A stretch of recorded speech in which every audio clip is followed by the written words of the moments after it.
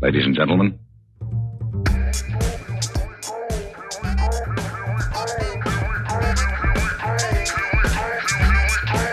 Ladies and gentlemen. We invite your apprehensive listeners.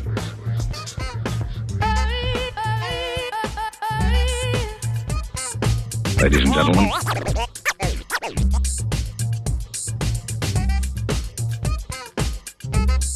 Look at me! What do you see? We can't afford to waste any time.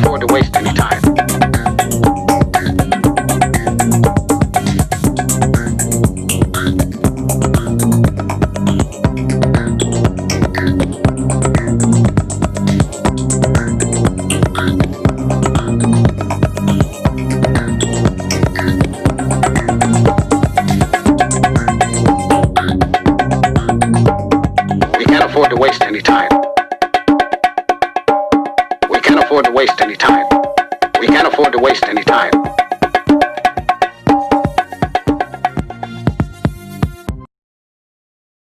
Hello, everybody. Welcome. I am Josie Falana, President and Viceroy of the Afro-Existential Podcast, Fan Club Southern Los Angeles District 1 Division.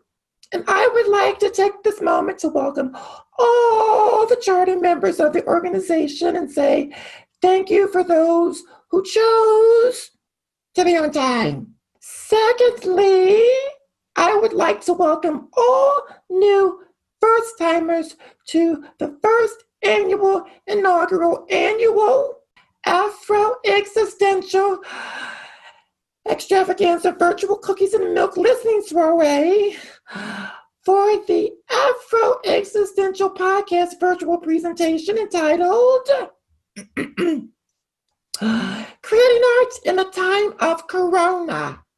Welcome. Now, it does seem that our co-chair of the first inaugural Afro-Existential Extravaganza Virtual Cookies and Milk Listening Soiree is running a little behind. Seems like some people got the time confused, but I do see people are trickling in. Here she comes now. Okay, I'm here. I made it. Woo! Y'all ready?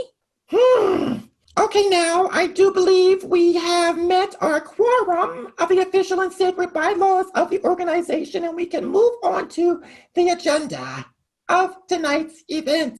I will not go over all of the items because the program will be starting lickety-split, but please note, mess and foolishness are the last items to be addressed on said agenda. I do not include any names, but they know whom of which I speak. Okay. Let's get to talking about what we have come to do. So, I know y'all love Patty versus Aretha. Okay, first of all, it was not Aretha, may she rest in peace, it was Gladys. But Bessie, that's not what we're here for. Me neither. I'm not here for it either. I'm here so we can nominate to the Versus Committee performers who truly deserve to have their music exalted and celebrated. First up, I nominate Paula Abdul. Wait. Drum roll, please. Versus Jennifer Holliday. Beat that. Jennifer Holliday. Yeah. Oh, girl, you know. And I am telling you, a good way, even on a red time. And I'm telling you, no. Okay. Dang. I got another one. Stacey Lattisaw versus Cheryl Pesci Riley. Beat that. Bessie, this isn't our bi-weekly Versus nomination for the Serious Singer Selections Committee meeting. It's not? No, this is the first inaugural Afro-Existential extravaganza virtual cookies and milk listening soiree for the Afro-Existential Podcast virtual presentation entitled Creating Art in the Time of Corona. That's the day? Yes. And I see you didn't listen to the whole podcast and didn't strategize your life accordingly. Yes, I did. That's why I'm late. I know all the principles of Afro-Existentialism. Number 2, implicit biases exist. Accept them as fact and plan accordingly to avoid getting stuck in the cycle of rage. I knew this meeting was by us, so I planned to be late so I wouldn't be pissed off. You're the one that's making us late! Who's not listening to the principles now?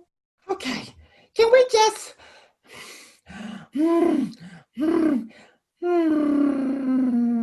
Can we just get started, please? Oh, one more thing. Yes, Bessie. So, as you can see, I don't have an afro. I mean, I have extensions. I mean, can I still be a part of this? Oh, Heavenly Father. Like I said last time, it's not about hair at all, girl. Oh, honey, it's always about hair, girl. What if you got a lace front? No. What if you got a weave? Can you still be a part of this? You know, what if you got just a bump and curl or a Jerry curl? You know, my mailman got a Jerry curl. And I'm like, where he steal fire activator from? You know, we must really strategize his life. Girl, tick-tock, look at the clock. It's time to start. Give me a beat. Ladies and gentlemen, we invite your apprehensive listening. Look at me. What do you see? We can't afford to waste any time. We can't afford to waste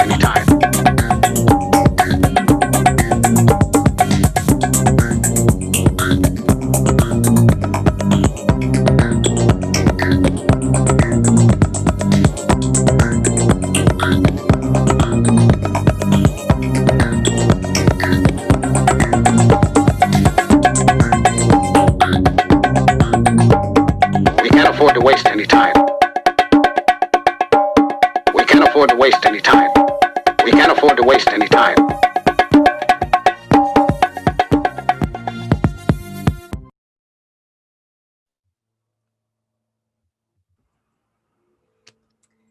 Hello, and welcome to Creating Art in the Time of Corona, a special presentation from the Afro-Existential Podcast. Thank you guys so much for joining us as we explore how these unprecedented times are affecting creativity and how artists are processing and finding solutions to take their art to the next level. I'm Indira Wilson. I'm Blaine Sparks, and together we co-produced and co-host a podcast called the Afro-Existential Podcast, an audio play and podcast in one on the Broadway Podcast Network. Now, we hope that you had a chance to listen to the podcast, the audio play of the podcast entitled Dead Weight, A Journey in Afro-Existentialism. But if you haven't, that is totally okay. We'll be sharing clips this evening, as well as playing an extended clip of the audio play at the end of the event. Indira, did you ever think when you were a little doe-eyed pixie Girl. in Cincinnati, Ohio, Oh, just driving the little boys crazy, this is the nasty natty. They don't call it the nasty natty for nothing. that one day you'd be doing a podcast with a little doe-eyed boy in Philadelphia who was also driving the little boys crazy? Oh, I dreamt about it every night. I understand. I do. I dream about it every night. Well, here's what to expect. You can expect anything. We have our fingers crossed that everything is going to go swell. Oh, wait a minute. I gotta go. Before we forget, we would be remiss and drag through Twitterverse if we did not thank Josie Falana, Josie, the president and viceroy of our fan club, and co-chair Bessie Ross Obama for organizing the first annual Cookies and Milk virtual listening party. First annual, inaugural annual. Don't forget. Yes. Thank you, ladies, very much. I've always believed that children are our future, and teach them well and let them lead the way. So thank you, ladies, so much. We need you. We need you. 2020 has been a challenging year on several fronts. Artists in every genre have been impacted. And so over the next hour, what Indira and I hope to do is we want to share our personal experience, shared what we learned from other artists, and talk about how they are staying creative during this very, very trying time. Absolutely. And we also had the opportunity to speak with actor, producer, director Sean Carter Peterson and his lovely professional singer, wife, and producer, Cy Smith. They created a fantastic variety show over this period of time. And we think that their story will be insightful. And we hope that we help people rethink how they're being creative during this time. And at the end, we'll open up for a Q&A and hope to hear how the pandemic, as well as the unprecedented social unrest, has affected your creative lives.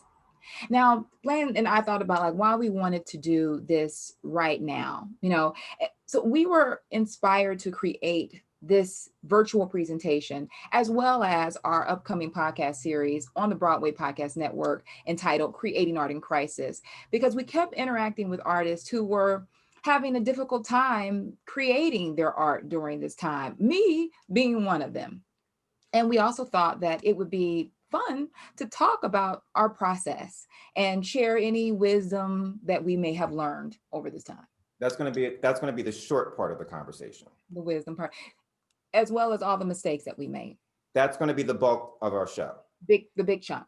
Lots of It's still a learning process. It's a process, and and we hope that by the end you'll have questions and hell, maybe even a few suggestions on how we could do this better, So let's have fun, It's the first time doing this. This is our first virtual event. Whoop, whoop, whoop. And if you have any questions for us, enter them into the chat on the HowlRound Facebook live streaming page, because we'd love to hear your thoughts, as long as they're positive. Yeah. Oh God. Okay.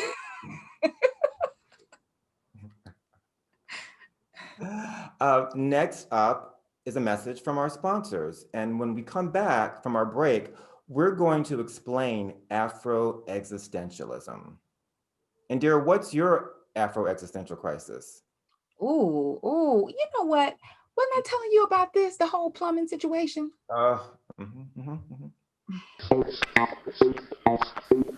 Every day, I struggle with Karen. I don't want to have to struggle with my hair. Get new and improved Afro-Existential Sheen Shampoo and Reconditioner. It goes deep into time. Every day I'm oppressed. I don't want my hair to be. Get new and improved Afro-Existential Sheen Comb Out Relaxer. It untangles the struggle and makes your life more manageable and puts you back in control. And for added protection on those Karen days, there's Afro-Existential Sheen Super Holding Hairspray.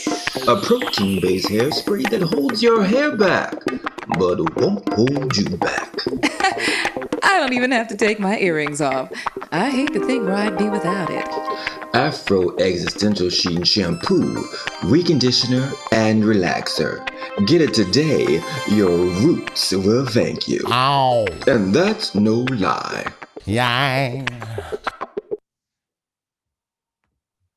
And then Blaine, like I was saying before, Blaine, I know you're tired of hearing this story, but this is my Afro-Existential crisis. Blaine. I'm having an Afro-Existential crisis. Blaine. Yes, Blaine.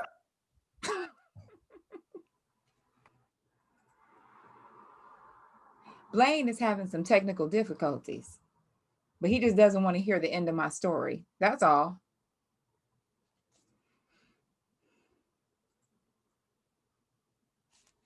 Let's see.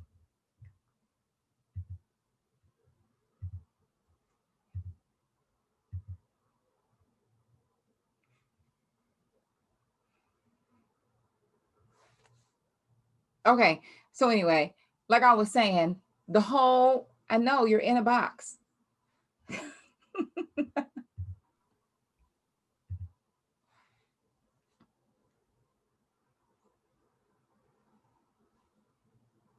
Let's see, I'm trying to get Blaine unmuted.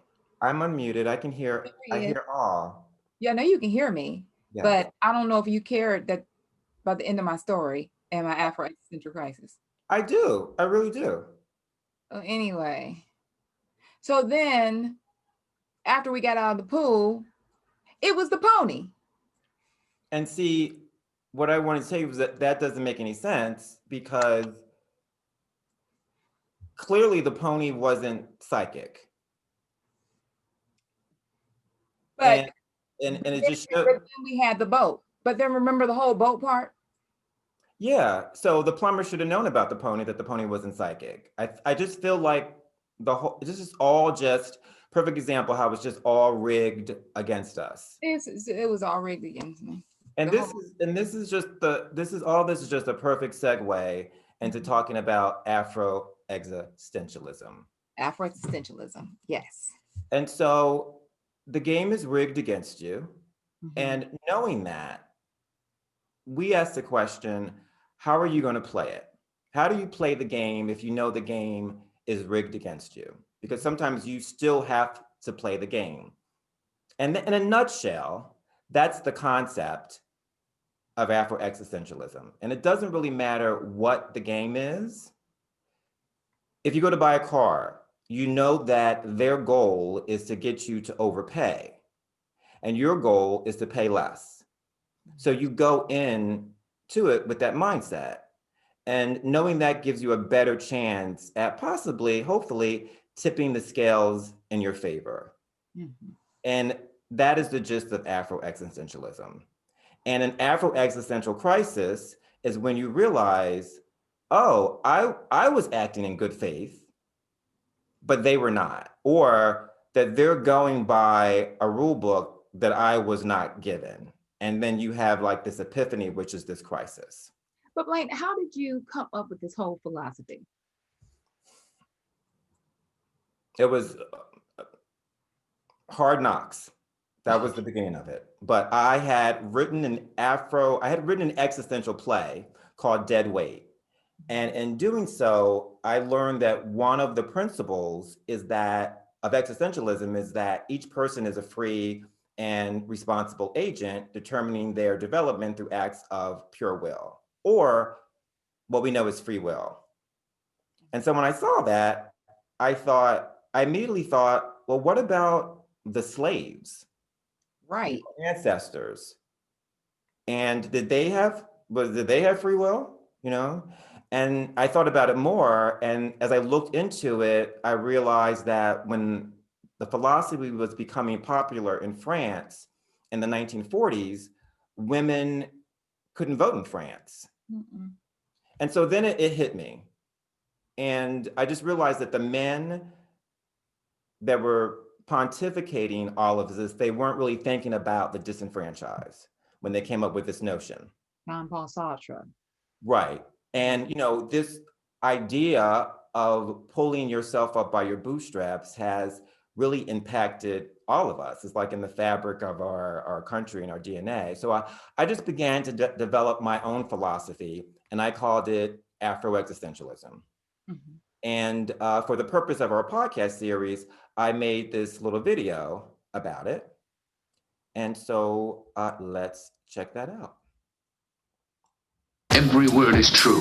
I swear it. Afro-Existentialism is my personal philosophy based on my reaction to the notion that acts of will are the sole determining factor in a person's development. It consists of these three basic points. Number one, free will alone is not the sole determining factor in a person's development. Factor in hidden biases. Number two, biases have always existed against the disenfranchised. No further evidence or explanation of the impact is required for the privilege. That's exactly what I mean. No one dares to have pity on them. All that's been explained leads to one conclusion. Number three. Well, what do we do now? I don't like to be disturbed. Number three. Accept these biases as fact and strategize your life with this evidence in mind to avoid getting stuck in the cycle of rage. Every word is true. I swear it. Look at me. What do you see? There's someone who can help me An now. Afro-existential crisis can be triggered by a significant event.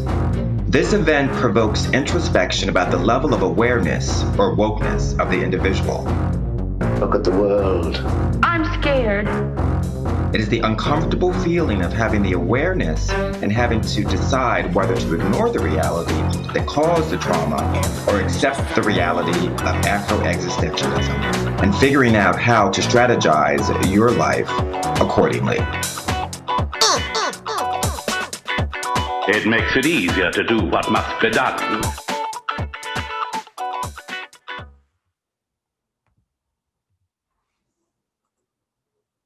Voila. Voila, Afro-Existentialism in a nice, tight, fresh package. With a nice little beat to it, right? Dun, dun, dun, dun, dun, dun, dun. So the play, Dead Weight, A Journey in Afro-Existentialism, is about characters acting in bad faith or being dishonest. And other things like cognitive dissonance, these characters who have values, but only when it's convenient. Mm-hmm. So those were some of the themes that we then discussed in our podcast, in our talkbacks with our guests. Yeah. And when we were also putting this together, we realized that we were having our own Afro-existential crisis. Now, my Afro-existential crisis was the fact that I couldn't write. I suddenly had all this time as a writer, the time a writer dreams of, but the anxiety of the pandemic and the anger and frustration and sadness of the George Floyd, Breonna Taylor, and Ahmaud Arbery's murders, made writing just seem futile. So, and Blaine, what was yours? I had a huge health crisis that I've been going through, and that was a major physical and mental setback that sent me on an Afro-existential crisis. And so I think that the podcast really gave us both a feeling of purpose and something positive to focus our attention on. Yeah. And then, so it really helped us. It really helped us as far as getting our creativity out. But let's take it back just a little bit. Let's talk a little bit about how we came together to do the podcast. And we'll also want to talk about the process. We think that there's a lot of learning to come from in our mistakes, and maybe knowing how imperfectly we put things together will also encourage people to kind of get over a hump, maybe that they're in, that's maybe stopping them from pushing forward into being back to getting into their creative lives. Right. Like I say, hopefully our test can be our testimony. Hallelujah. Yeah. So, amen. And around 2018, there's a wonderful organization in New York called the Parsnip Ship. And they did a live reading of Dead Weight in Brooklyn in 2018. And so it was a wonderful experience. And I explained what they were doing to Indira. They do new plays every month. And so I was like, oh, hey, and you're like, why don't we try to do that? Mm-hmm. And we'll do these plays every month. And live with an audience and a band. They do it live with an audience and a performance, a live like person singing live songs live in front of an audience every month. Good night. And so, like she just did, she brought up more realistic facts around it. And we then thought about it and said that that's too much. We can't do that. Like, Yeah. I got issues, she got issues, all God's children's got issues. But that was the seed that was planted. And that moment of delirium, thinking that we could do it. And we could if we quit everything else. Yeah. Now, I'm a TV writer, and Blaine is a playwright and a novelist, a fantastic novelist. Go pick up Shady. And over the years, we've worked together, we've produced things, and we've been involved in a number of projects together. But the podcast has turned out to be an extremely special one. Like a while ago, Blaine sent me Dead Weight, A Journey in Afro-Existentialism. And I just thought it was just wonderful, And also when you're creating plays, when you're writing plays, you want to get them produced, you want to get them heard, you want to get it done the way that you wanted to get it done. I just want to bring that up as a little side note, Blaine. But then at the end of 2019, I knew I wanted to create a podcast, but I didn't want to do anything flippant. I didn't want to do celebrity gossip or, one about the Real Housewives of Potomac. Actually, I might do another one about them because I really do love them. But but I wanted to find something that I really cared about. And one thing that I truly, truly care about is Blaine's work. If you read his canon, it never ceases to amaze me. And I wanted people, I was like, I want more people to hear, his work. And I'd already had the pleasure of acting in one of his plays. And I thought how cool it would be to do a podcast that would be narrative, something like the podcast Serial, but minus all the murder, right? What I mean? Something positive, something fun. Yes. Mm-hmm. So we started the process of making the podcast recording in December of 2019. Mm-hmm. And we really wanted to, if you're going to do it, do it right. Yes. Was our motto, even though if you don't have any money, you still can think you want to do it right. Because we didn't have any money. We didn't have any money to kind of do this. In the before time. Mm-hmm. And so, and it's just the two of us doing it, but we started looking for some type of recording studio where we could actually do it. Yeah, and we fortunately found a friend, helped us out, and we got together with a group of fabulous actors. Amazing. Inside of the studio, all together. Can you imagine? And did this wonderful reading of the play in the afternoon. And our friend DJ provided us, big ups to DJ, provided us with access to. Thank you, DJ, to be able to do the recording. Because you always, this is definitely a lesson and a takeaway, is to reach out to your friends at this point, you know what I mean? To think about your friends and who can help you be creative. And I thought that, and after we recorded it, Blaine, I thought when we take the audio, we maybe hire an audio engineer, and have them, edit it. Right. What do you think?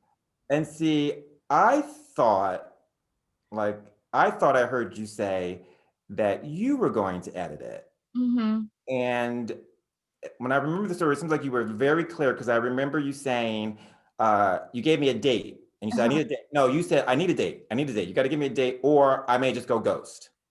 And go ghost means I'll disappear. So you got to give me a date now. Well, I mean, editing to me, I think is maybe different than with editing. You're probably taking the French connotation of editing, like editing. Editing. Yeah. Right. Yeah. And I heard editing. Totally different things. Right. Yes. Editing. So, but it was okay, because I love Indira. I've known her for years, and Indira is one of the hardest working women in show business. Mm-hmm. She is known around town as the female light-skinned James Brown. She's known in other circles as the Black J-Lo. They call her B-Lo. They call her B-Lo. That's true. B-Lo. And so I humbled myself to B-Lo. And I offered to try to do, it was like, well, can I do something? Maybe I can find the sound effects, like, just let me, I'll just do something. And I just started sending her like little clips of little things. And I think we probably thought that we would maybe get together like once a month or something, maybe for a few weeks and record the I think we thought we were going to do the whole thing in like a week.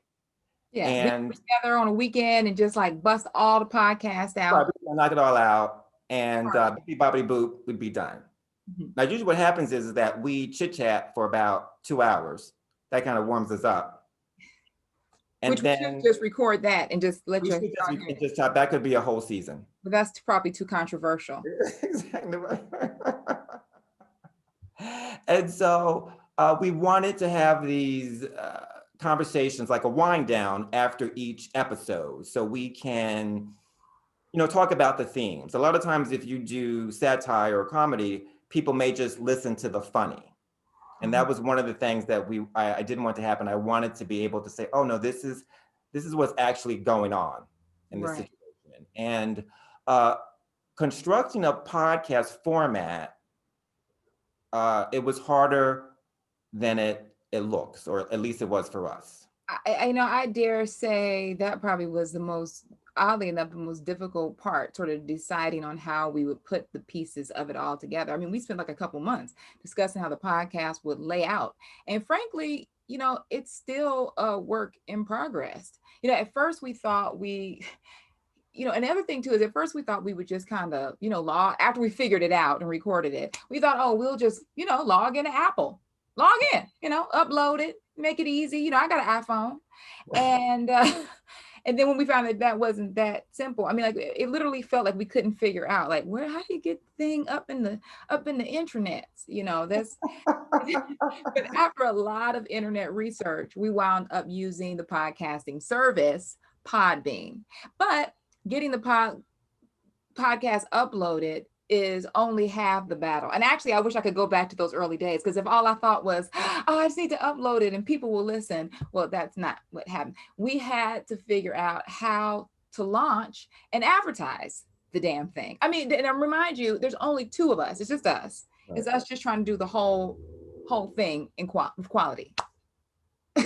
Right. And we still don't really know how to do that. So anybody out there, if there's anybody out there who wants to be an intern or a fairy godmother or a benefactor, or who is a media mogul who wants to join us on this journey, we seriously need your help. Mm-hmm. And when I say help, I mean money. Money. And you know what? You can hit us in our DMs like tonight. Now, I can't promise I'm going to find that message, but hopefully I will, but by the end of 2021, because I still don't really know how to use my Instagram too well. I think if there's cash attached to it, like your ability to tone into it gets really sharp.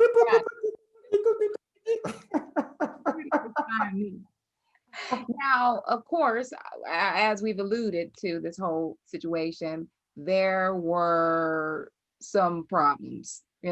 And the first one being that after we recorded this, we got hit with the pandemic and wound up having to completely rethink how we were going to accomplish the whole podcast.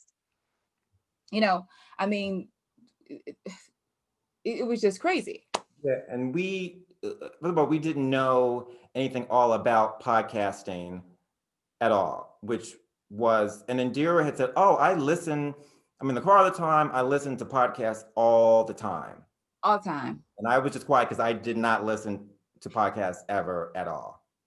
But I was going with the flow. So she knew I was following her lead. So we were good. This is what I love about Blaine. Is Blaine, and I think it's the same thing when we go back and forth. We always say that our production company will be called I'm In On It Production. You always needed a yes man in your life. If I call Blaine and go, yo, Blaine, let's make about dinosaurs. Like, yeah, I'm in on it. Let's go. Right, you go. And I think vice versa. And then we leave and come back a couple of days and go, you know what? I'm not in on that. I really don't know anything about podcasting or producing. But anyway, but this is the point. We knew nothing about audio production, in general. I mean, which was like our second hurdle, but this is the beauty of this whole thing about sort of pushing into your creativity, because lo and behold, Blaine turns out to be an incredible audio engineer. Incredible audio engineer. I mean, like, he put this audio play together and you feel like you inside of the house. You know what's going on. They call me, she's below, they call me the Black Rain Man. Like, I had no idea. And I'm just pushing buttons. I think actually, if you start pounding on things long enough, something really creative comes out of it. Yeah. Eventually, a program comes up and things start. Right. But first we had to get over the whole mechanics of the whole thing. Right. And I remember, like, it seems like so long ago, but it's like all of a sudden everybody was talking about Zoom. Mm-hmm. You're on Zoom. You're going to get on Zoom. And I thought, I used to love Zoom when I was a kid. We're gonna Zoom. We're gonna Zoom. Come on, give it a try. We're gonna teach you to fly high. It wasn't that Zoom. You were it wasn't different. It wasn't that. I was like, they're bringing that back, but it wasn't that. So that was, we had to get up to speed. So that was the first hurdle. Yeah, that might have been the third or fourth hurdle. Well, no, yeah, because we had to record it, and that's how when you're far away, you find out that Zoom is the most sort of reliable way of recording remotely. There are tons of ways of recording remotely, tons of different programs, but Zoom was the easiest, most affordable. Now, I know what you're thinking. You're thinking, well, why didn't y'all just read an online manual about how to listen to make a podcast, or listen to a podcast about making a podcast? Well, we did. And then everything we were trying was stuff that we read, but it was still a bit of, it was still like like you're reading it and you're like looking at the computer. And I don't know, Blaine, do you have any? Well, I think one of the things, you have these problems. This is like how you tell people's age, like that you're really, like, if you really want to feel old, like Zoom did it, because you would see all these old people going, is that on? Am I in? Why can't you hear me in the, I don't understand. Where is that? Yeah. So, and so age was a thing, and, we're tired. I mean, we look cute, I think, it's a strong filter. Last we did do this in black and white. Right, yeah. There's no accident. That's no accident. It was on purpose. And so we don't really have the energy and the enthusiasm that we had when we first met 20, 30, 100 years ago. 100 years ago. Yeah. But we want to do stuff. And deep down in our spirit, we remember that we used to do stuff. Yeah, we're enthusiastic. And so, I mean, I think that pretty much explains our problem with technology, Right. I think it's a mixture of ignorance and wisdom. Like, they were both problems, because ignorance, you just don't, the stuff you don't know. Mm-hmm. And then wisdom is like, all the stuff is like, this, I know better than to try to do this. I know better. And I know better, so it has to be better. Right. I just can't throw anything out. it has to be, Yeah, we can't just get up on the TikTok. We want to be those people. Like, we had to understand the meaning behind TikTok, what the movement is, where it comes from, what the reference parts is. Yeah. All that stuff. And that makes you tired. And you're like, why even try? Yeah, it makes you quit. Yeah. But we persevered. But we persevered. And lesson number 2, persevere. Another one was, going back to skill set. And so that was a big one for me. Indira is one of the funniest, sharpest, quickest people that I know. And she is a professional actress. Like she's on real TV. She's a writer on real TV, and she is an actress, theater actress, and she's on television shows. And so when you have that ability, I think you just take it, it's like just second nature. And I don't have that skill set. But he says that, and he's absolutely effervescent at all times. So I just am afraid to disappoint you. You're from those so you turn it all the way on. You don't want to get somebody from Cincinnati on your bad side. So I try to keep it. They don't call it the nasty natty for nothing. So I would say, like, you know, we would do these like really early in the morning, you know, and I would say, okay, I'm looking at, is there like a script that I'm supposed to read? And she's like, no, we're just going to wing it. Let's just wing it. Yeah, here's the outline. Here's 5 things we're going to talk about. We're going to open this up, start talking about this. We'll cut it off in 2 minutes. And then we just go back and forth. And then we wind up and we'd be like, have a good time. Have a good day on purpose. Bye-bye. Thank you for joining us. And then let's go. I'm about to record. And I'd be like, Indira, did you turn the microphones on? And she's like, oh, shoot. Oh, the microphone don't work. That's pretty much how our every recording session looks like. Yeah, that's pretty much it. Yeah. Yeah. But the whole point of it all is that, you know, it's a process. And especially, and when you're working with someone else, you're learning how to work together. But it's also, you know, it can be a little, getting started and keeping moving can be a little difficult at times. This is lesson number 3, but figuring it out is part of the journey, and figuring it out, incredible things happen. Yes. You know? Yeah. One of the things is that promoting the show, someone suggested that we do teasers. So it wasn't just now putting up like a flyer up on the internet. They, you know, it was like, do it, but there should be like text, and you know, it can move, and it's like a little advertisement for it. And so I didn't know what that meant, but they directed me towards apps. And in doing that, I learned a new skill set. Actually, it was a superpower. Well, thank you. Yeah, I mean, you're like Superman or Batman or Hawkeye. Super Blaine.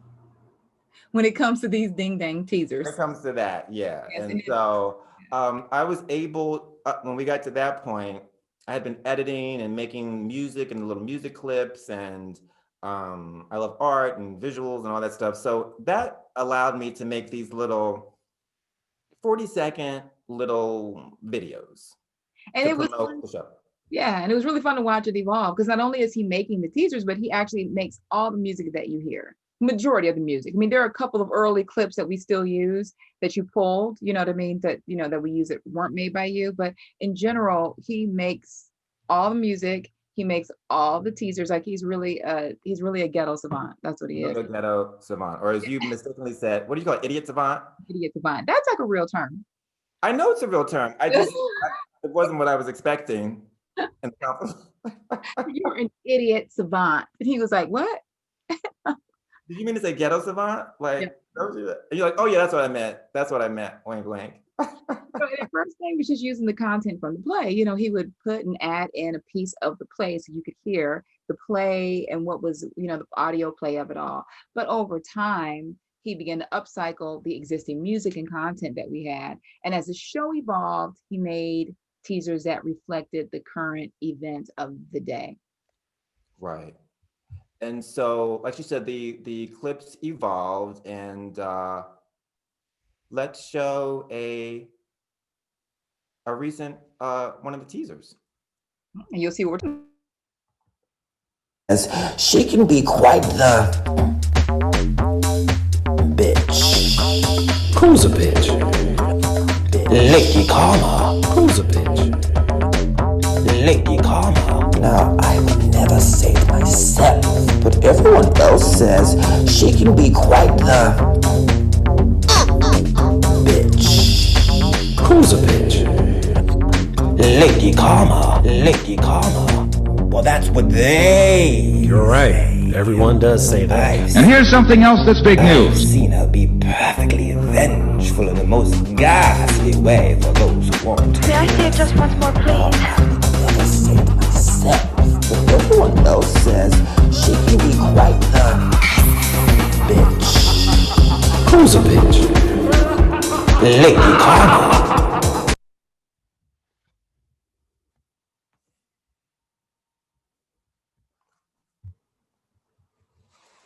Hello. Hello. So you see what we mean. Like, no, what you're hearing is one of the characters in Dead Weight, and he mixed it with, our president in chief, or orange in chief. Right. And it was like the night before, like it happened, found it that night, and just was able to kind of like whip it together and had some beats and put it all together and bippity bippity up. And boopity boop. But that was probably the beginning of, I know we talk about a lot of mistakes that we made and it kind of seems like it was a trial, but it actually, it has been very, very fun. And there are a lot of positive things that came out of it, outside of us just getting to continue to be creative, That's been wonderful. And working with a friend and collaborating and Indira's encouragement has been so wonderful.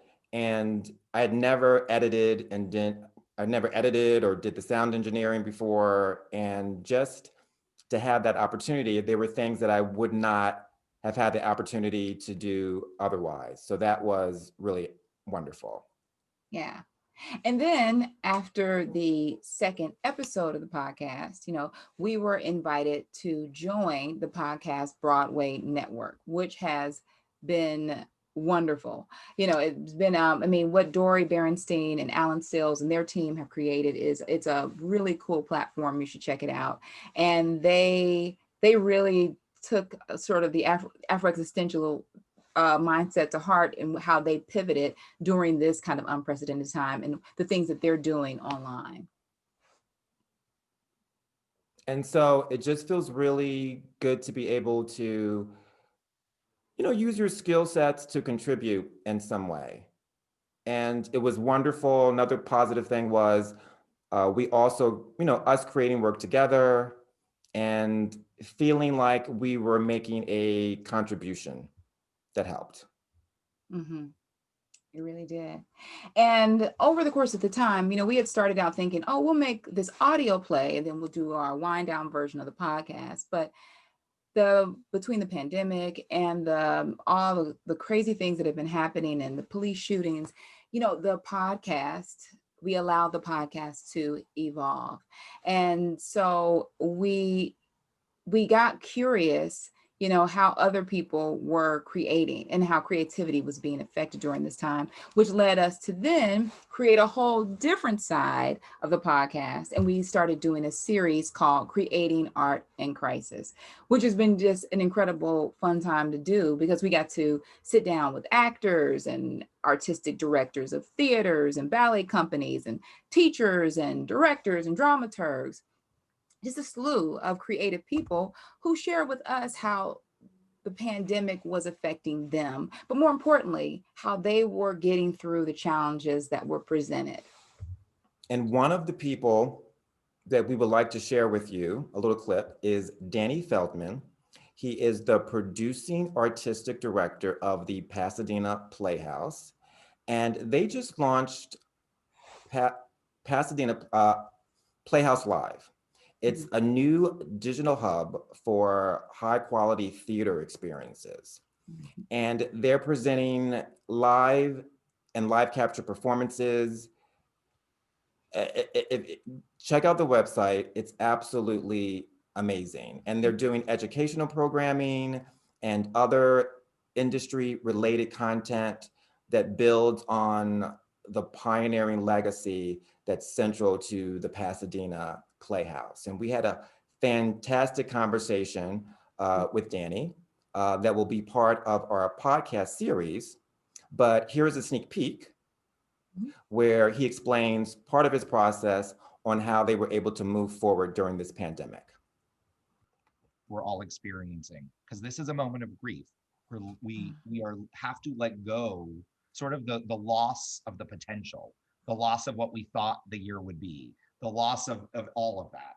And that clouds the mind a lot because it is painful, it is challenging, it feels like you're not standing on solid ground. I'm experiencing what everyone else is experiencing.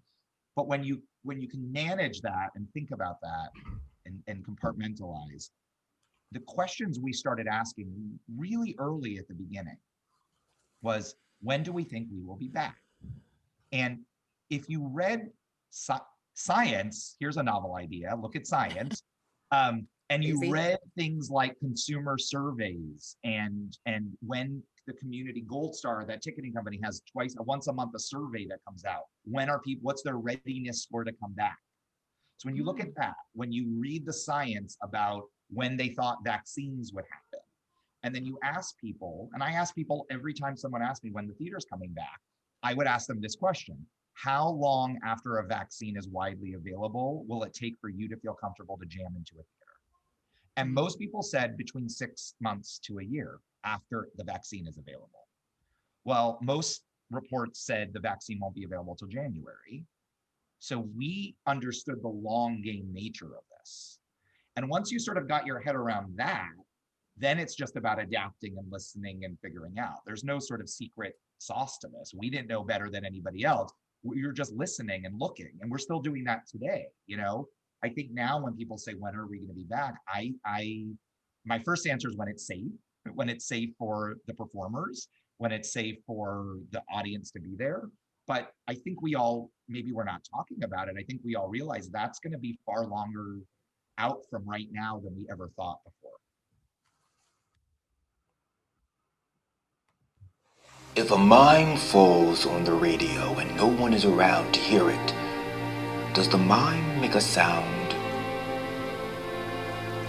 Does it even matter? Mimes are like podcasters. If a podcaster podcasts and no one subscribes to the podcast, does it make a sound? Does it even matter? No.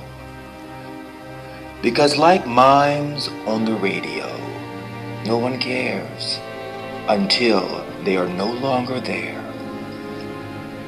But you can change that. Just one click can make all the difference. You can give a voice to those who have had no voice before. Click subscribe and let them know that you hear them. Let them know that you care.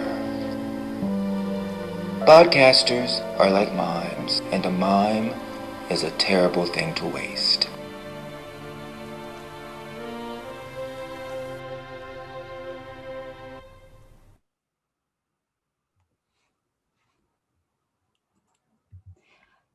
Always remember that a mime is a terrible thing to waste. Terrible. Subscribe today. Afro-Existential Podcast. Yes. Subscribe. Wherever you get your podcast. Yet another brilliant piece that he made. Thank you very much. Yes. I could not do it without you. And then just going back a bit, Danny, like the whole, we wish we could have shared the entire thing, but I mean, we shared on the podcast, but he had so much insight, and it's really cool to listen to his whole process of how the Pasadena Playhouse pivoted and the ups and downs they had in doing that. But then also when you see the result of what they did, it's really neat. I mean, it's really neat. And most importantly, they're allowing it to evolve. And post-pandemic, I believe they put out a whole brand new foundation to support the art that they create already, in-house. And it's a beautiful website. And it was just, all of the conversations and the interviews that we've had thus far have been absolutely wonderful. We get off the phone afterwards and we're like, that was so wonderful. That was so, and Danny was no exception. He did not disappoint. He was wonderful. So please check out their website. Yeah, Playhouse, Pasadena Playhouse Live. Yeah. And so next, are we ready for the next one? I think we're ready for the next one. Okay.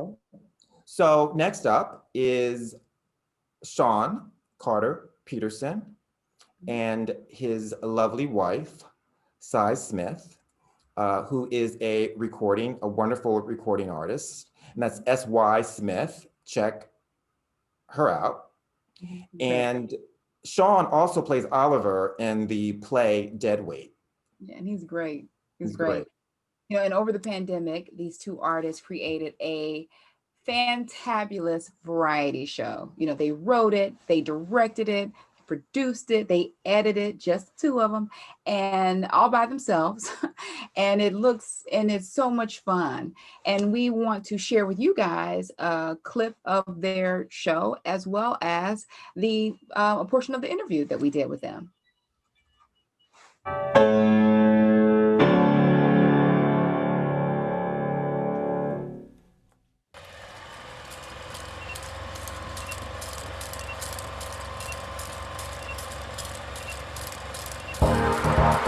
Ladies and gentlemen,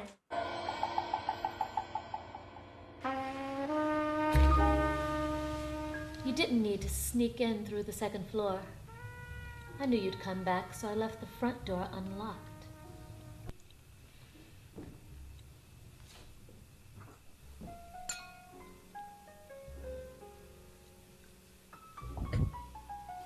I know your type. Mysterious, intelligent. You think you can have any woman you want. How does she know me so well? We're reflections of each other. Wait, you can hear me? What do you think? Toilet paper was so cheap, but gasoline was kind of steep. we could leave our house to eat. Those were the days. But folks are finally washing. Tell us a little bit about what the impetus was of making the variety show. Well, we got shut down pretty quickly. Cy actually she was here and she had to fly to Texas for a show. And when she got off the plane, they announced that everything was shut down. And she came home, and maybe like the next week, she decided that she was going to do a live show was it on Facebook? Mm-hmm. The very first one? It was going to be like on Facebook. So she was home maybe like, a few days. It was like, I'm doing a show. And I was like, that's awesome. Like, keep it moving, keep it pushing.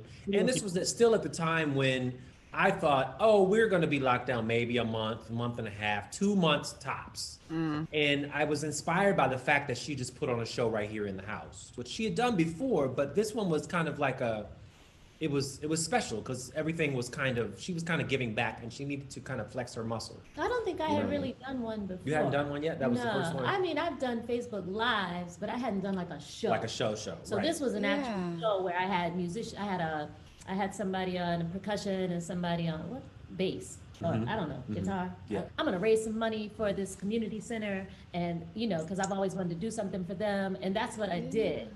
And like Sean said, we only thought we were gonna be locked down for like a month or two, tops.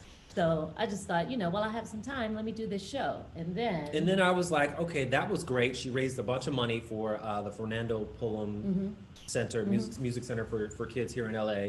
And my cogs were turning, like after about a week or two of like sleeping in and, drinking wine and eating food, like I was like, okay, this can get old real quick. I need to be doing something with my life that's productive.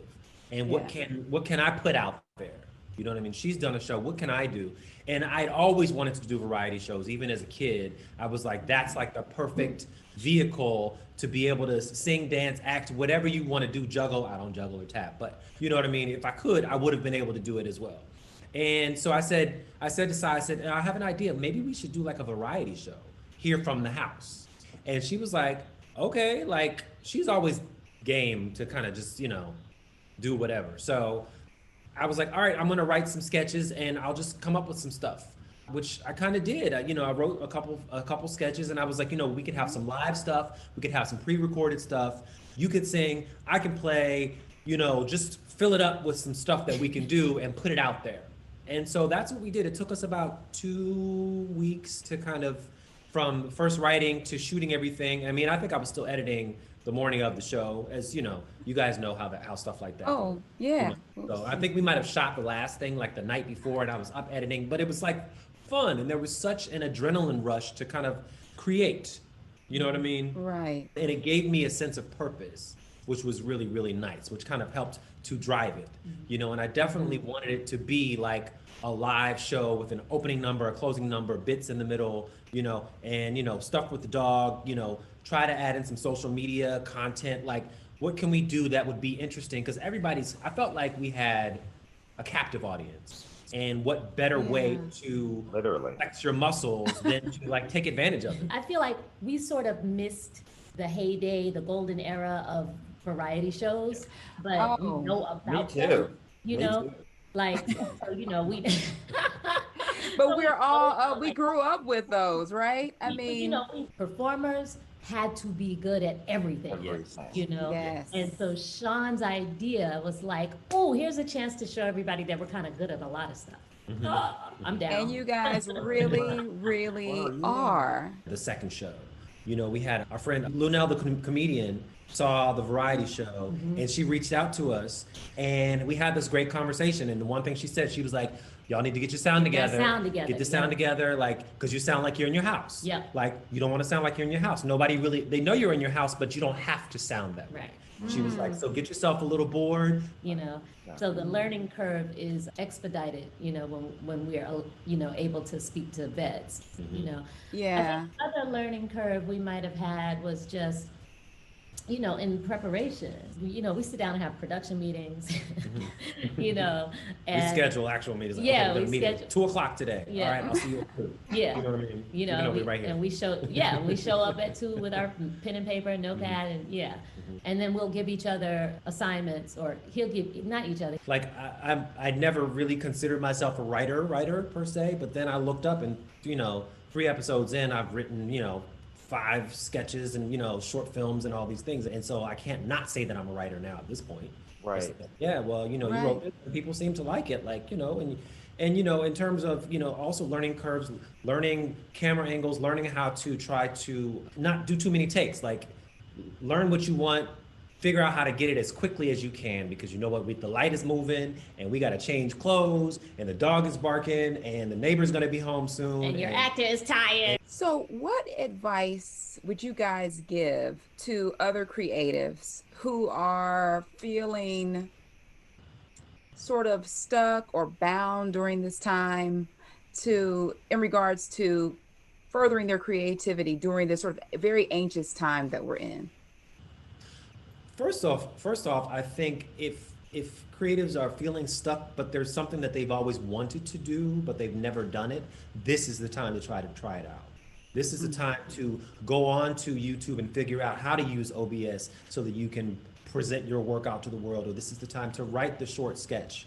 And, you know, this is the time to work on your singing or to work on your piano work or to shoot a monologue or something like that. Because what else are you gonna be doing? And when you try something, if it doesn't work, you ain't gotta show it. You know what I mean? Like, if I was so nervous on the first thing that the film noir thing wasn't gonna work. I was like, oh my God, I think we might have shot that like Tuesday night, you know, and the show was Thursday at 7. And I was like, I'm just gonna scrap it. It's not gonna work and all these things. But I had to push through my uncomfortability to get to the finish of that night so that then I could get up Wednesday and edit it. But once I finished that night, then I was like, we did it. You know what I mean? Like, yes, that is a serious thing, especially when you're a creative.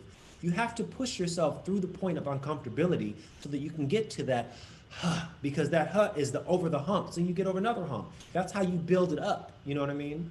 That's build it up, and build it up, and build it up. You know?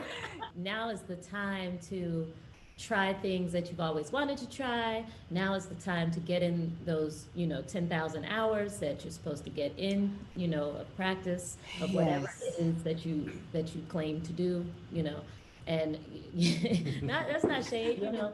And that you claim to do. That you claim to do. And you definitely have to push through that thing that says, I don't know if this is gonna work, because that thing is what stops all the other people, you know, and you're the one who's supposed to do it, you know. Right. That's what you claim to do, you know. So you can't let that stop, that you can't let that little thing that's in your head, the doubt, you know, stop you from even trying, you know, putting it out there. It's fun, and we're having a good time, and we put things out there and making people smile and all that, but it's a lot of work, you know. So we gotta be gentle with ourselves. Be gentle with yourself and each other. You know, especially if you're working with someone, like we've had to learn how to be like, okay, you know, I might get a little barky and be like, I'm so sorry, I didn't mean to, you know. And I might get hot. Well, I'm hungry. You know what I mean? So we've learned how to work with each other so much, because we work together a lot in the past, but it's been like she's been the artist and I've been the director. You know, she's been the singer and I've been directing the videos and stuff like that. And she's always really kind of just, you know, deferred to me for a lot of things. But because we're doing it together, even though I might be conceptualizing things and directing, like she still has ideas that are way valid and oftentimes better than mine. You know what I mean? So it's like you have to be open to your partner and what your partner's bringing to the table. You can't run them like, you know, like I can run Gingy, and then even then he get tired of me. So you know what I mean? You know what I mean? Like, so you have to be gentle with yourself and whoever else you're working with, whether it's virtually or not. Like, just understand that we're all going through stuff, and you know what? You might need to take a minute and just step back and say, you know what? We're not going to finish this today. Our friends have a question to ask of you guys. Are you ready? Okay. Hi, I'm Josie Falana, president and vice. I'm Josie Falana. I'm so nervous. I'm president and viceroy of the Afro-Existential Podcast Fan Club, Southern Los Angeles District 1 Division Committee. And I had a question. I wanted to know, how do people audition for your variety show?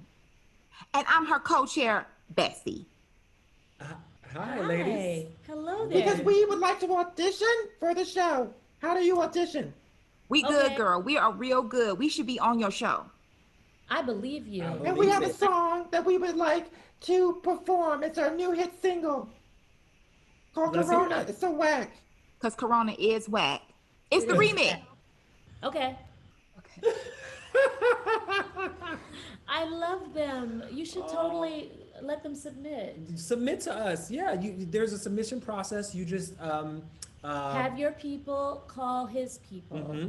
On my Facebook page, inbox us and send us a little clip of your work so that we can see it, because we want to see what you're doing. But you guys have a great look and you have great stage presence, and that's exciting already. Just send us your links to your casting Frontier pages or LA Casting. Fantastic. No, they prepared the song, so they want to go ahead and just sing it. I think they were ready to just go. So I'm ready. Hold on. I want to hear it. You guys are ready? Okay. Girl, what you been up to since the Catty Q lockdown? 2020, it's all about solutions. So I started with me. What did you do? Girl, let me tell you what I did. I prayed on it. Hallelujah! I prayed on it. But it came to me just like that. But it came to me just like that. I wanna hear you say, Corona so wet, but Corona can't keep me back. Kitty cat, kitty cat, cat, cat, kitty cat, kitty cat, cat, cat. I wanna hear you say, Corona can't kiss my kitty cat, kitty cat, cat, cat, kitty cat, kitty cat, cat, cat. I'm gonna make you commentate. I'm gonna make you commentate. Kitty cat, cat, cat. I wanna hear you say, girl, I gotta hit it.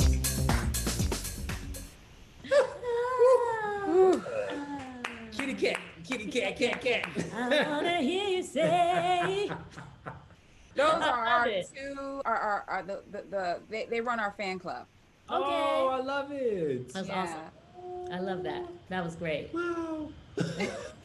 It had a nice beat. I could dance to it. Yes, you could. It was Yeah, really great. You made it your own. Yeah, maybe we made could it wrong, for Tony and Tanya's. Maybe we could workout. That's right. Oh, I think they would be great for Tony and Tanya's workout. I really think they would. See? Yeah. Yes. I think it's a good message. So now it's current. We are going to pass that information on to them. But guys, thank you so much for joining us this evening on our very first, hopefully not our last, virtual event for the Afro-Existential Podcast. Yay. We're so happy. Thank you. Thank you for having us, and I love what you guys are doing, both of you. Like, thanks for being creatives who are out here, doing inspiring work. Oh, how wonderful. Oh. They are so much fun. They're so much fun. Guys, Kindest, most fun people. It seems like you took a little trip. I did. Got a little color. Look great. Riviera. Yes, you look fantastic.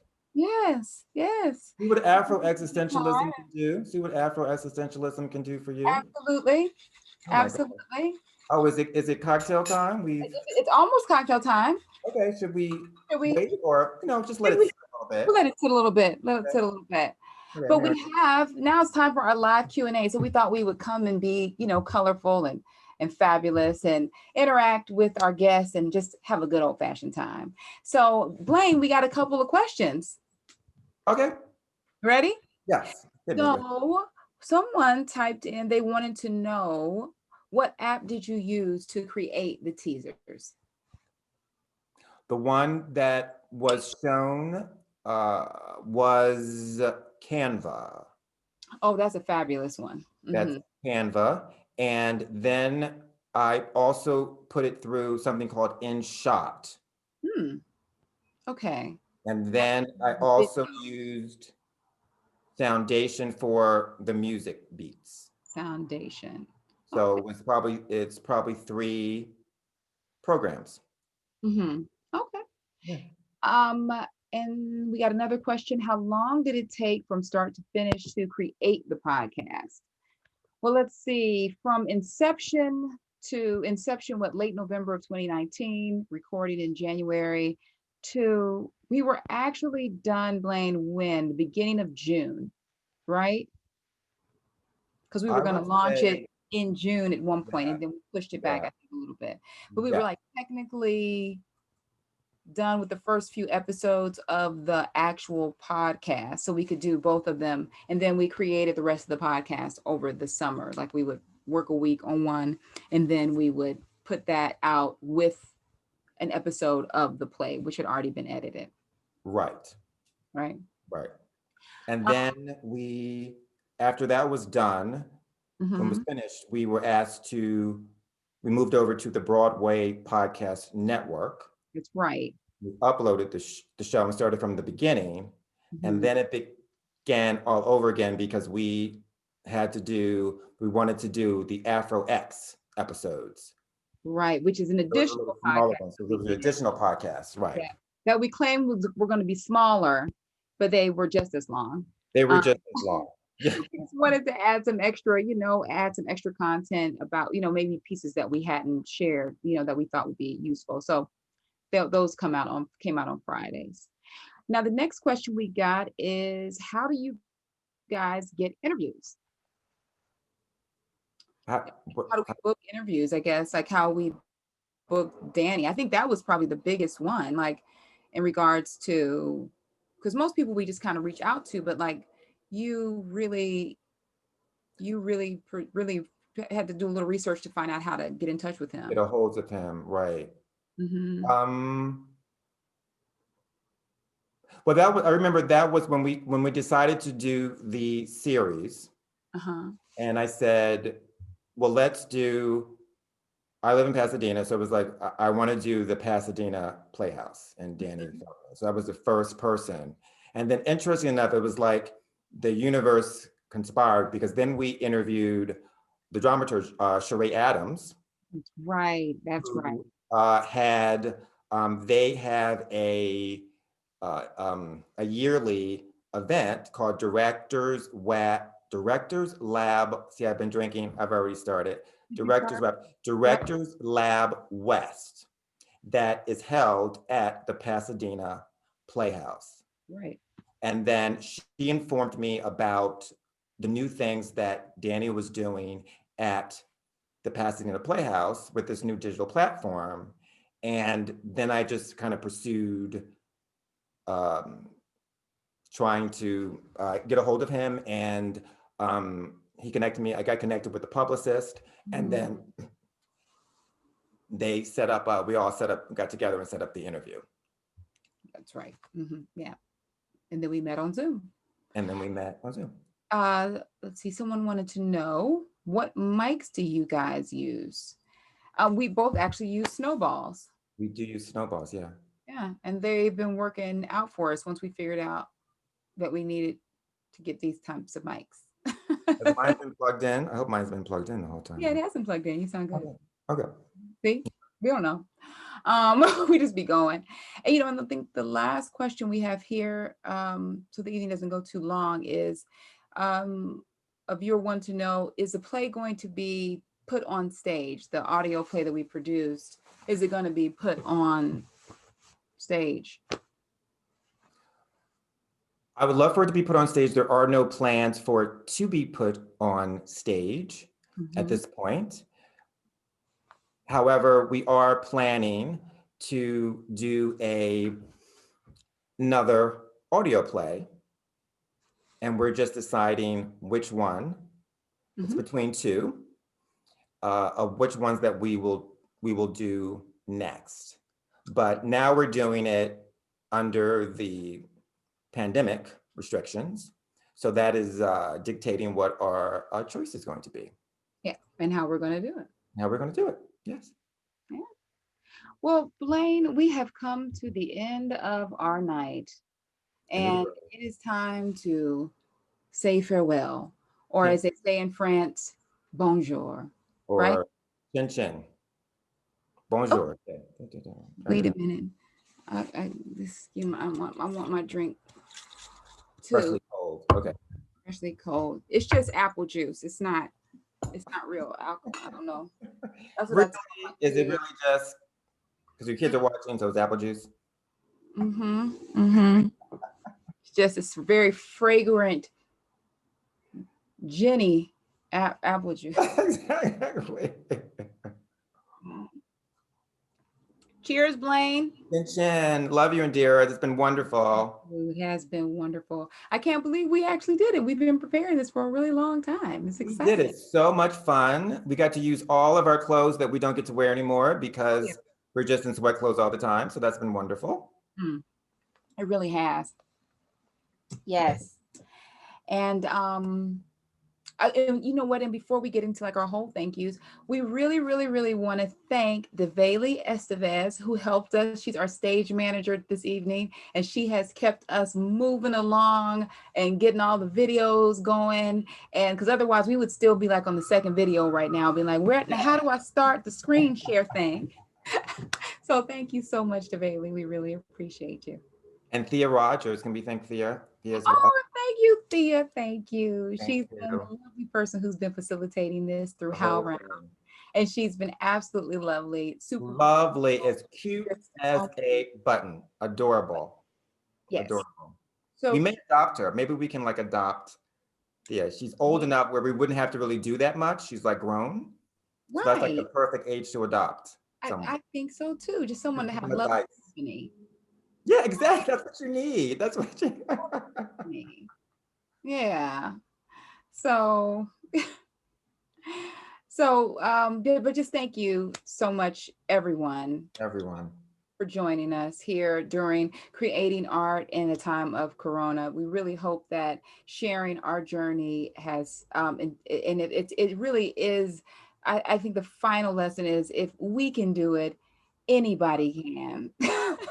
Anyone can, yes. Anyone and you can feel free to reach out to us through our website, which is Afro-Expodcast.com. And you can also where the young people, hip people, everybody's at. That's where everybody's at, the Afro-X Podcast. And you can also, you can listen to the Afro-Existential Podcast on the Broadway Podcast Network, or wherever you listen to your podcast, as well as our website. And we want to remind everyone, please go follow us on Instagram at Afro-X Podcast. That's EX Podcast on Instagram, and Facebook.com Afro-X EX Podcast. And we want you guys to hang around for a little bit. We're including a little bit of a piece of the audio play so you can hear what we've been referring to all night at the tail end of this. And you can listen to the whole series. Maybe you said it and I missed it because I've been sipping on my little apple juice drink. Yeah. But the whole thing, you can listen to the whole thing on the Broadway Podcast Network. Yes. Yes, you can. All right, guys. Well, thank you so much again for joining us. And we hope we'll see you around the podcast.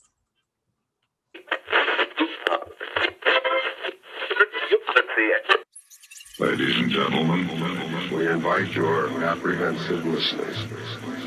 Hello, I am your host, Alistair Justin Black, and welcome to Theater in the Black. Our premiere episode is a 6-part series entitled Dead Weight, A Journey in Afro-Existentialism. It is a black comedy written especially for Theater in the Black by Blaine Sparks-Teamer. Our esteemed cast includes Indira Wilson, Sean Carter Peterson, Lachey Tomlinson, KJ Middlebrooks, and David Sparks. It is sponsored in part by new and improved Afro-Existential Sheen Shampoo and Deep Conditioner. Get it today. Your roots will thank you. And that's no lie.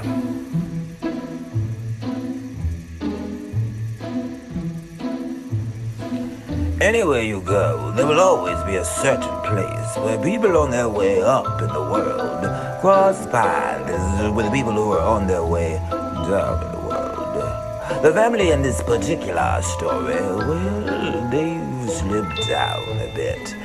And now they are stuck somewhere in the middle.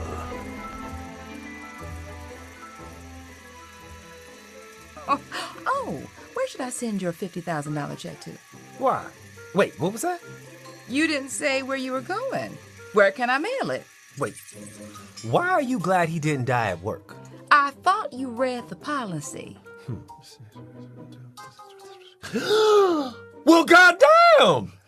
If he would have choked on his chicken at work, I'd have gotten $150,000. Don't use the Lord's name in vain. Your father was always at work, or that's where he said he was. Who knows where he was, really, or with whom? No good lying bastard. Oh, snap! You get $1 million! I hope you at least stick around for the funeral. If not, I need to get my lie together now to explain why you're not at your father's funeral. Oh, is the Peace Corps still a thing? Maybe I'll say that you couldn't get back from the Congo in time. Where is the Congo exactly? It's far, right? I don't want to keep you here stuck just on account of this money. Now go! I'll make sure you get it. Don't be ridiculous. I wouldn't miss it for the world. I mean, what kind of son would I be if I wasn't at my own father's funeral? What I'm saying is you don't have to stick around. I can mail you the check. Just write down the address, but put it where I can remember to find it. I'm taking those ginkgo supplements from my memory, but half the time I forget to take them. Mother, are you trying to get rid of me now or what? You know better than that. I just want what's best for you. Isn't that all a mother ever wants for her child?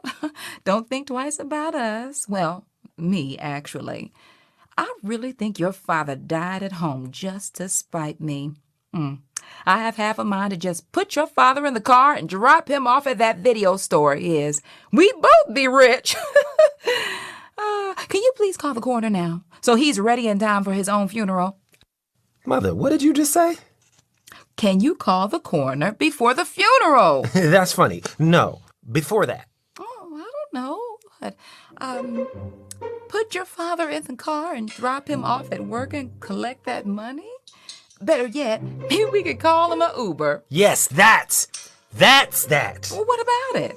Yes, what about it, Mother? What about it? What are you saying? I'm saying just what you just said. I didn't say anything. I was just joking, Oliver. You always said there's a lot of truth in a joke. Not this time. This time would be the time, Mother. I mean, would it be so bad if we moved Daddy from spot A to spot B? If spot C was jail, yes, it would be so bad. Like going to jail for insurance fraud bad. You think? Really? That bad? I am not going to drag your father's dead body down Olympic Boulevard in the middle of the night, Oliver. Ma, we are 3 miles from $1 million. That's like $333K a mile. I could definitely do it for that. No problem. And looky, Ma, Waze is saying it'll take 15 minutes to get there. Where's my phone? I'm calling the coroner right now. Give me my phone, Oliver. We are not that type of people. I'm that person for a lot less money than this. Trust me. Well, that's not how we raised you, Oliver Mulligan. Well, that's how I turned out, Georgina Mulligan. This could give us our old life back, Ma. Isn't that what he would have wanted for us? Or at least for you? Your father? Brady Mulligan? Don't make me laugh. No, not at all. No good lying bastard. Okay, true, but isn't that even more reason to do it? You get that last laugh, and I'm talking $1 million belly laugh. Give me my phone, Ollie. It's starting to stink around here, and I swear I don't know if it's your daddy or you. It's the stink of poverty, and I smell it on all of us. I should have never told you that you get all that money if he died at work. I should have just mailed you the check. Why did you? Why did you tell me? I didn't know where to mail it.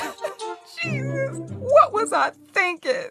I think you knew. I think you knew exactly what you were doing. Knew what? That's why you sent me to look for it.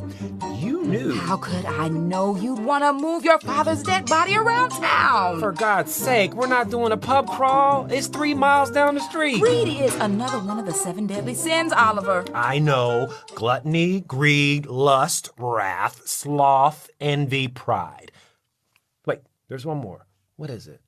It's poverty. And here in the city of Lost Angels, only the poor are punished for it. Have you no moral compass? Since he was kicking me out on the street tonight, my moral GPS may not be working. Especially since I didn't know where the hell I was going to end up after I was thrown out. I would have never let him throw you out. My boxes stacked by the door tell a different story. You are going to get $50,000, Ollie, and you still want Why more are you acting so daft? Doesn't everyone want more money, Mother? I know you do. Give me 5 minutes. If you don't want me to do it after that, I'll call the coroner. I swear to God. The atheist is swearing to God. That's the problem, Oliver. That's your damn problem. You don't believe in anything. Okay, then I swear on Daddy's grave. On Daddy's grave? He's not in his grave yet because you won't give me my phone to call the coroner. Give me 5 minutes, and if we do it, I'll stay for good. You are wasting your breath. You always said Daddy dragged us down to this hellhole after he gambled our beautiful house away that your father built. And you know I have nothing against these poor people down here. It's just that I grew up in Hancock Park, and now look at us, living hand to mouth. He put us here with all his lies and mendacity.